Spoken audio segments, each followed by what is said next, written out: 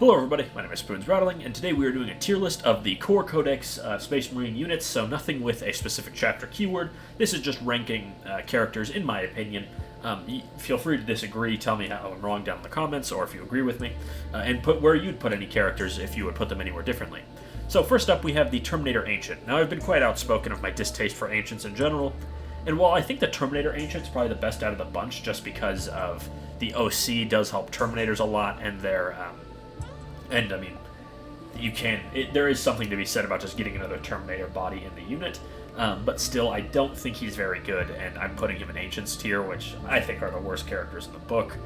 And this guy, while he's definitely still an Ancient tier unit, he is significantly worse than the Terminator Ancient, because at least the Terminator Ancient brings some good melee. This guy doesn't really bring much melee, he doesn't really bring much damage, he doesn't really bring much except some extra OC on units that either won't be scrapping over objectives completely, or units that already have good OC. So I really don't think this guy serves much of a purpose. Very bad unit. One of the worst in the game, in my opinion. We actually are going to chase... No, we'll leave it Ancients tier. I think that's fitting. Next up, we have the Apothecary Biologist. No, the Apothecary Biologist is, I'd say, one of the best characters in the Codex, just for what he allows Aggressors to do and Eradicators to do, with Fire Discipline and Oath of Moment and all that jazz.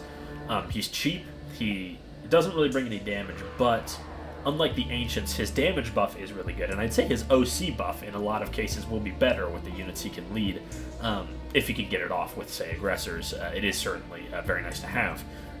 Overall, fantastic character.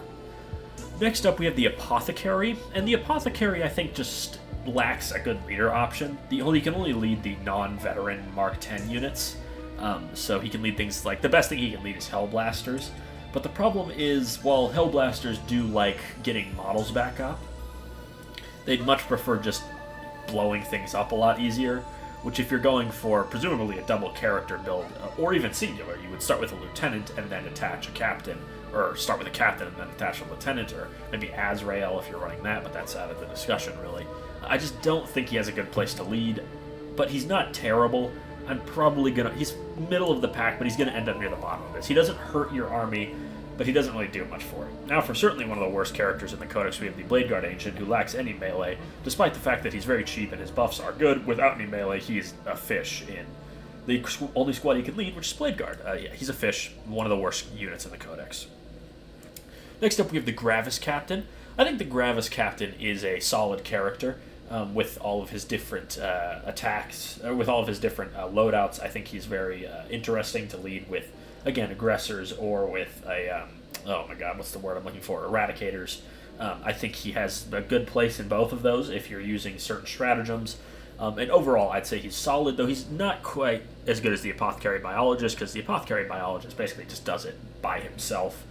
But this guy is certainly a good option, in my opinion. I think all the captains are relatively solid. Speaking of, we have the Phobos Captain, and the Phobos Captain, I think, is an interesting choice. He's not super expensive, but he's not, like, dirt cheap either, so there is definitely something to be said where you would need to get value out of everything he does. And I'd say that's not necessarily too difficult to do. The main thing is his redeploy, which is super useful, and then he kind of just camps the backfield is what I would use him for. I'd say overall he probably ends up in B tier, because he, in the hands of someone who doesn't know, like, who isn't super, like, cutthroat about it, he's not really going to do that much. But if you have the skills for it, he could be a very good character in the deployment game. And there is the saying, most games are won in the deployment phase. Next up, we have the Terminator Captain. And the Terminator Captain is pretty similar to the Gravis Captain, in my opinion, where he does help a lot, though he's probably not quite as directly efficient as some of his competitors. But I don't think he's bad. The reroll charges is great if you're using Deep Strike and don't want to use Rapid Ingress, which you should use Rapid Ingress. But even with Rapid Ingress, it does help just get them into melee a lot quicker. I'm going to put him in A tier. I'd say he's around the same level of the Gravis Captain. Next up, we have the Jump Captain, who I think is an interesting enough choice. Oh, whoops, I just hit space by accident when I brought my hand down. I think the Captain on Jump Pack, or Captain with Jump Pack, is a fine unit. I think he's very good as an objective scrapper, but he definitely does shine more in a place like Blood Angels, where he can get access to those nice buffs. Let's lower that volume. Did not realize that was completely unedited. So, where was I? Oh yes, Jump Pack Captain.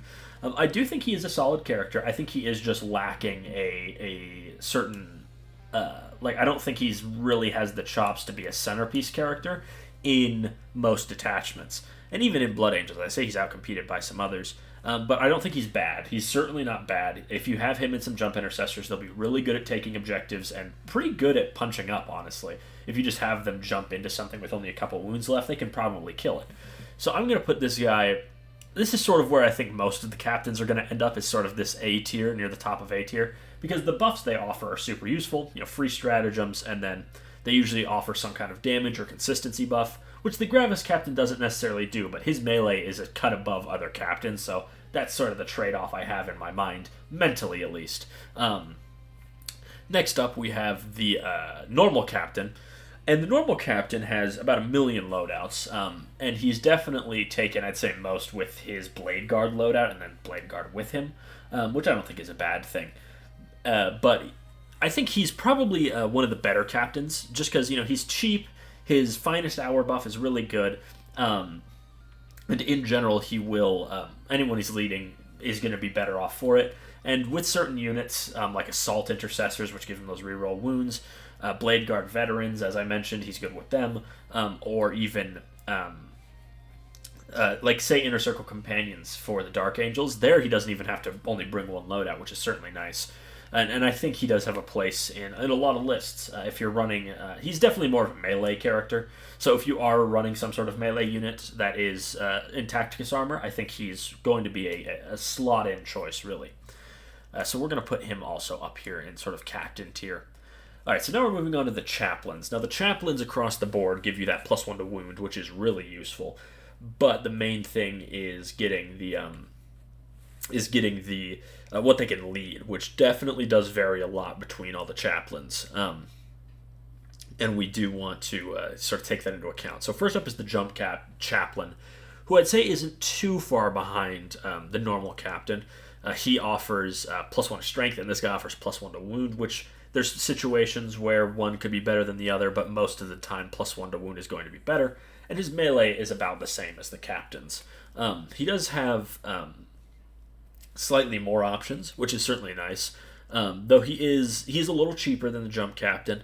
I think he's right up there. I think the chaplains as well across the board are generally very solid, and I think this guy with some Assault Intercessors, or the Jump Intercessors, would be a totally fine choice. And then of course he is a very solid unit in what am I thinking of? Blood Angels. If you aren't running Lamarties or Astorath, or if you already have those two, I think he would make a fine choice. He obviously makes those Death Company a lot stronger. So we're going to put this guy, we're going to put him probably right ahead of these two, I think, because this guy offers a more direct damage buff than these two do. No, actually, I think I will put him behind these two. Just because the free stratagems are really impactful on those big units of Terminators and Gravis units. So I think I'll concede there. Now, we have the Chaplain in Terminator armor. Chaplain in Terminator armor, I think, is a great unit. He gives them a huge damage buff. Those Power Fists, or even Thunder Hammers and Lightning Claws, really do enjoy those that +1 to wound, which is huge, of course. Like, that'll make them significantly more threatening. And he gives them that 4+ Feel No Pain against mortal wounds, which is super useful because mortal wounds are one of the best ways to deal with Terminators. So you'll definitely want that extra defense, and this guy does that while also giving them +1 to wound. The one thing that does hold him back slightly is his own Crozius isn't the most efficient because it's strength 6, but there are ways to circumvent that, and the rest of the squad will be hitting so much harder. I think it comfortably puts him above these two in terms of impact. I think I'll put him... Do I think he's better than the Gravis Captain? Because Gravis Captain only has, was it having damage? I think I'll concede and put this guy here, and we'll reorder this. I think this guy's too high up. I think we'll put him more like back with the Jump Chaplain, and okay, I think that's fine, in my opinion at least. Next up, we have the Bike Chaplain, one of the coolest models in all the Space Marines, though the main problem is he has nothing to lead. He can only lead Outriders, and Outriders simply aren't good enough to be worth running. And that, unfortunately, even though his datasheet's good, he can also lead Ravenwing Black Knights, but the Ravenwing Command Squad is just much, much better for them. We're going to put this guy in C tier. Unfortunately, he just lacks a place. Like, he's not bad as a unit, but he doesn't have a unit to lead. Next up, we have the Standard Tacticus Chaplain. I think this guy is, again, rock solid. Very similar to the Captain. Whoever he's with is going to really appreciate the extra damage. And it does have the niceties that it doesn't have to come from a stratagem necessarily. Though, in a similar way to the Chaplain in Terminator armor, he does lack the... his Corrosius is only, it's only so good against certain units. And his battle shot canceling rule isn't quite as impactful as the mortal wounds from the Chaplain on Jump Pack or the mortal wound protection from the Chaplain in Terminator armor. However, I do think that with units like Assault Intercessors or anything that can get reroll wounds, he is right at home, just because they will be pretty dang efficient against whatever they're hitting, just because of, well, that's how good reroll wounds is, especially with +1 to wound. You do really, that really does, that is meaningful, it's impactful. He is definitely, I'd say, an A-tier character, but probably closer to the lower end of this. I think he's generally outperformed by a Captain for, like, a Blade Guard or a Blade Guard or a Lieutenant for I can't talk. A Captain or a Lieutenant for Blade Guard. But he definitely isn't a bad choice in my opinion. In fact, I'll probably put him above the Jump Captain. Next up, we have the Judiciar. Now, the Judiciar is an interesting character. He has pretty solid melee, strength 7, AP 2, damage 2. He's a character killer, but the main thing he brings is strike first, or fights first. And fights first is something that really can't be understated, just how good it is. Fights first really does just allow them, whatever unit he's leading, presumably Blade Guard, to sort of just plant their feet somewhere where they can't be easily shot at, and they'll be pretty much unassailable, just because they will do a lot of damage to whatever charges at them. And I think that does earn him quite a bit of value, even though he doesn't directly buff the unit's damage. He does sort of indirectly buff their durability, because say they get charged by some opposing, like Khorne Berserkers, and then you kill, say, 4 of the 5 Khorne Berserkers, you just save yourself a lot of damage. So that is the way he increases durability quite dramatically on a unit that's already quite durable with the Blade Guard. Or, change that up for anything, whether it be Inner Circle Companions or so on. I think the Judiciar is a very, very solid character. I just wish he was more easily available. And I wish when I first uploaded his video it had audio. That's a throwback if anyone remembers that little incident. Where do we want to put this guy? I'd probably put him right in the mix, probably about here, just because there is definitely something to be said that some units that he wants to lead do want a damage buff to really take them to the next level, and he doesn't necessarily offer that. And if you're playing aggressive, his fights first is only okay. It's nothing too exemplary. It's not going to change the world or anything. Next up, we have the Phobos Librarian. So the Phobos Librarian mainly sees use with infiltrators who have their deep strike denial, and he gives them that shooting denial. And that is certainly a powerful ability. However, I do feel that it's getting into a little bit of almost overinvestment. Infiltrators on their own are totally fine, though this guy does make your backfield objective really, really secure for, 170 points? So I wouldn't say he's bad, but I wouldn't say he's, excellent, he really exceeds in that sort of situation. So we're going to put him in B tier, right around the Phobos Captain, though. I'd probably put... Now, this is how I would do this, yeah. We might reorder some things, maybe bump some things up or down, but for now, this is where we're going. Next up, we have the Terminator and Librarian in Terminator armor. So this guy is a pretty solid damage buffer for Terminators. He offers them sustained hits on all their attacks, which is certainly useful. It's not quite as efficient as +1 to wound for their melee weapons, but it is nice. You will be converting more wounds because you'll be having more hits. His own melee is, I'd say, worse than the Chaplain's Corrosius, and it does have the Psychic keyword, which does not help things. And his defense buff isn't as good as the Chaplain's.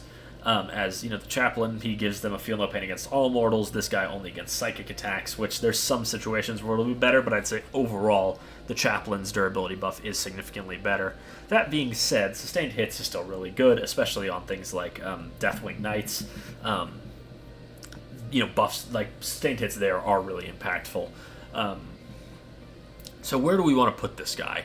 I'm thinking we'll probably end up putting him... I'd probably put him with the other Terminator characters, probably just behind the Captain. There's situations where the Librarian will be better and situations where the Captain will be better. So I think that sort of balances out with them being in the same position. Next up, we have the normal Librarian. Now, the normal Librarian is sort of like the Chaplain on bike, where his rules, I would say, are not particularly very good. The invulnerable save doesn't make any of the units he leads durable. And his own melee isn't very impressive, and his psychic attack is just extra marine killing power, which Hellblasters don't really need, and everything else he can lead doesn't even really want to be led. So I think this guy, unfortunately, is probably going to end up near the bottom of C tier. I just don't think he has much of a place. He's a little pricey as well. I think he's, 65 points, which is not a great look. Next up, we have the Phobos Lieutenant, who is certainly an interesting option. He allows you to shoot and then move, which is always useful to have a fast-moving unit that can be kept in Deep Strike, which would mainly be Reavers, which is not exactly the strongest unit, though with a Lieutenant, there's at least some cheese you can do with that unit, which is always sort of fun. But I'd say overall, the Phobos Lieutenant is not a very good data sheet. He lacks anything good he can really lead, though if you do want to use Reavers, he's the way to do it. He's going to end up in C tier. Now, we have, oh my god, I'm sure you all remember my video on this guy. This, I think, has a strong contention for being the single worst unit in all of Warhammer 40k. He's awful. He's abominable. This guy really lacks anything good. So you'd think a Reaver Lieutenant would make Reavers better, and he makes their spooky tactics better, but the main problem with the Reaver Lieutenant is he doesn't have Deep Strike, which is undeniably what makes Reavers even somewhat usable, is that Deep Strike.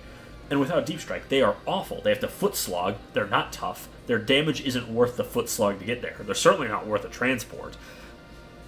And then, like, this guy inhibits their Deep Strike. He's awful. He's abominable. Like, the Ancients are bad. This guy is in his own tier of bad. We need a new tier. Add row below. We are making the Reaver Lieutenant tier. Reaver Lieutenant. We're going to change the color as well. We'll make it gray. This guy is abominable. He's awful. I think he is just awful. I hate him. I hate him so much. Next up, we have the Lieutenant with Combi Weapon, and on a much better note, Lieutenant with Combi Weapon is a great unit. He's good for objectives. He offers you an army-wide damage buff. He can protect characters like Primarchs. Overall, he is really, really solid. And for 70 points, he doesn't offer too much damage, which is certainly a downside. But since he buffs the rest of your army's damage, I don't think it's the end of the world. And I would definitely say this is a pretty dang strong data sheet. I think... Do I want to put him in S tier or do I want to put him in A tier? I think we're going to put this guy in S tier. And there might be some shifting around of A tier, because A tier is a little bloated with what it's got in it, and I think we might be able to eke out one more S tier. Though, we may have just done it with the Lieutenant. Now, Lieutenants have a long history of being good, and this edition is no different. This guy offers you that lethal hits buff. He's cheap. He gets you an enhancement in the squad for cheap. He can lead a lot of units that all appreciate it, whether it be Hellblasters at range. He also is not loadout restricted, so you can bring a Power Fist into a unit of Blade Guard, which is super useful. Just having that extra muscle in there is big, and Blade Guard naturally love it. Same thing goes for Inner Circle Companions or anything similar to that. This guy is just fantastic. I don't think I can sing the praises of the Lieutenant high enough. There's very few times where I don't bring a Lieutenant unless I literally don't have a unit for him to lead. Lieutenants are just fantastic. I love Lieutenants. And you know what? Let's get 15 more Lieutenants now that I said all that. Let's get us a Terminator Lieutenant, a Gravis Lieutenant. Let's also get a Lieutenant who can lead Lieutenants, more Primaris Lieutenants. All funding to Primaris Lieutenants. No funding to Eldar. Okay, next up we got the Tech Marine. Tech Marine is situational, so I think that does earn him just like smack dab middle of B tier. The Tech Marine in a lot of lists will be instrumental if you're using a lot of vehicles, but in lists where he's not really doing anything. So I think that does earn him a passing grade, but not an excelling grade, because he's held back by the fact that he doesn't do too much. Now, he does have a place in Anvil Siege Force because his Forge Bolter is, I believe, the best gun that Space Marine characters naturally have.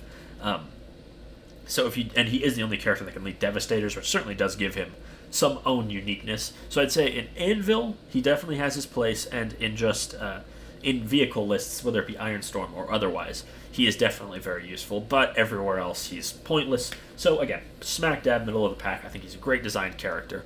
Now let's quickly review this. Is there anything I want to shift around? I don't think so. Maybe is the normal captain too far up? Because what, he can lead Blade Guard and sort of their equivalents, and he's very good there, though he might be outperformed by some epic heroes. Overall, I'd say yeah, this is my final tier list. If you guys disagree or I missed anything particular, let me know down in the comments, and I will see you all in the next video. Bye bye.